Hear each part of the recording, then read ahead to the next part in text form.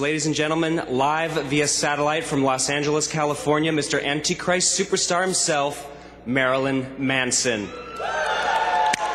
How's it going, New York? I chose to speak to you in a square because I think we're kind of conditioned to listen to people when they're in the shape of a square. And also, here in Hollywood, this is where we give people what they want, violence, I guess. That's what it seems to come down to.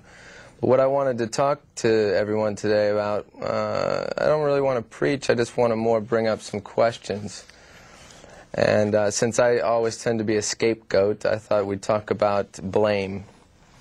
Right now everybody wants to blame music, they want to blame movies, but you know, have we forgotten that we have a dead guy hanging from a tree in our living rooms? And that's something that we've worshipped all our lives. If you think about the crucifix as the greatest mass-market piece of merchandise in the history of the world, I've always found that to be kind of interesting. We haven't really sat down and talked about that on the news. And also wondered why nobody cares when an adult commits some senseless act of violence. They don't want to have a reason why.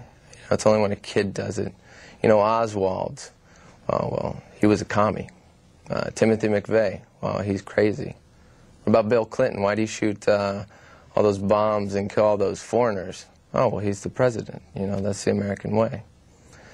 But I think what's really begun to confuse people now, why we're in this state of chaos and PC, nonsensical uptightness, it's white teenagers. That's the real enigma. Why are they mad?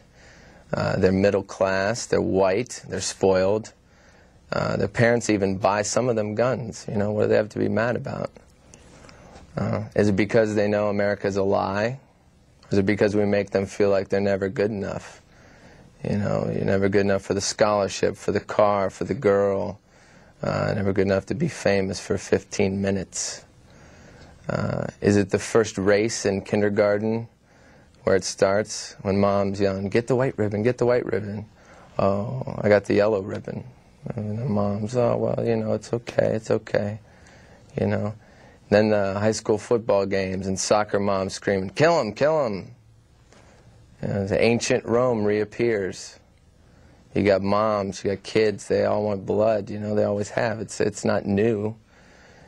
You know, people pretend like just because Maury Povich or Fox News or Montel Williams says times are violent, that it's something, you know, it's brand new. But the thing that kind of struck me that has been avoided and ignored, because people always want to point the finger at someone like me because I'm an obvious and easy target because I look like I cause problems, and I do, you know, I try to. But I think just like the gladiator, the sports hero is the icon and the status quo, you know, more than Elvis or James Dean ever was. You know, he's in the Wheaties, he's at McDonald's, he's in the movie. You know, he even has his own talk show. Well, he did in some cases. But what is that saying to kids when we think about it for a second? Sports. Physical prowess is more important than intelligence, knowledge. You know, is that encouraging America to be not only more violent but dumber? Are we going backwards on the evolution chart? You know, I actually would like to check, but it's gone because the creationists have taken it away. You can't even find the evolutionary chart anymore. I think, you know, everyone growing up knows that jocks ruled the school. You look at a movie like The Outsiders or Heathers. You know, the nerds, the throwaways, the thinkers, the daydreamers. These are the beaten. These are the kids that can't drink out of the water fountain today. You know, I don't see anyone standing up for their civil rights. And then we say, are we surprised why they're mad or why they end up dead? You know, why the violence? Well, you know, you made them, America. You know, what do you expect?